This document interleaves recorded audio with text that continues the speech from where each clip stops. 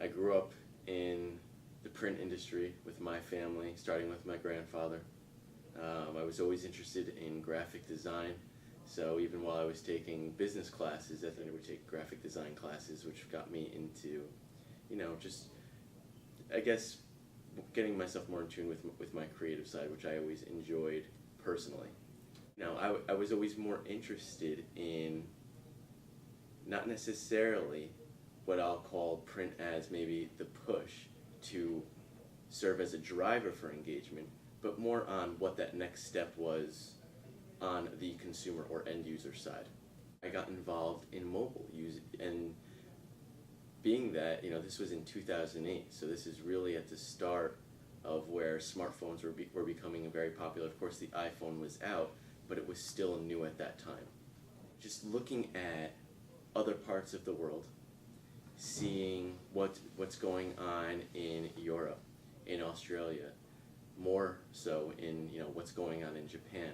The fact that they're using these two-dimensional barcodes called QR codes to drive from any kind of advertising or advertisement collateral to an additional experience to then create a dialogue with them based on their personal interests.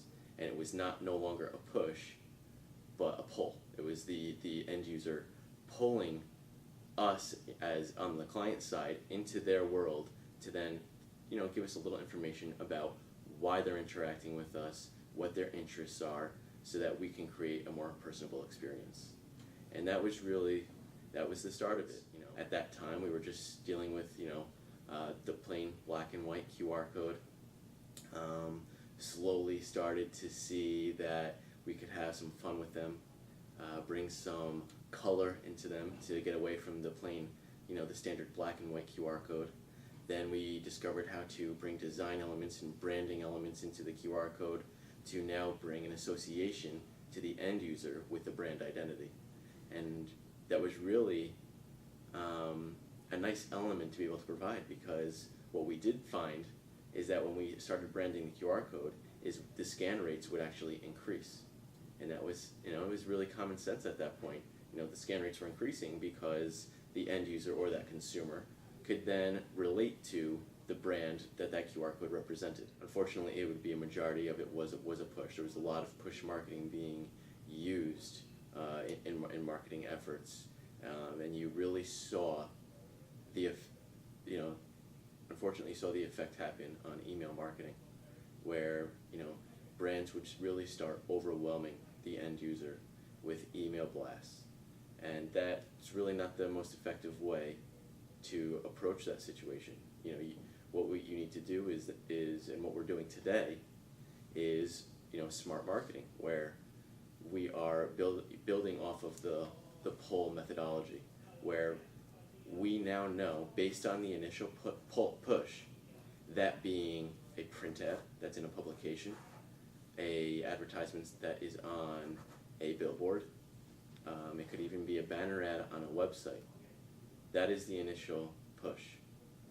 What the end user does at that point to engage us, to either find out more information, to respond to a call to action, allows us then to communicate with them in a more specific manner in the future.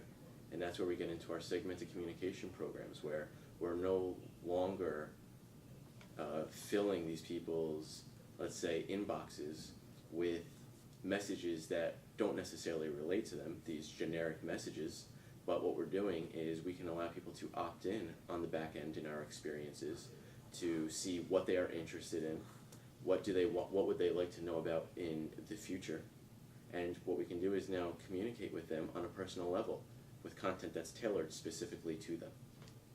And these multiple touch points. And while it may be complicated to put a strategy that encompasses all of these different touch points so that we can engage all of these consumers based on their preference and the convenience of where they are on the go with these devices on a day-to-day basis. It really comes down to, what do you and I like? What do we respond to? And that's not the generic messaging that everyone was so used to, and it wasn't just through email communications, it was also through direct mail. and we saw the effect taken there, where the average response rates that started being published were decreasing significantly because of these direct mailers that would go out for brands that people just didn't want. It was junk mail.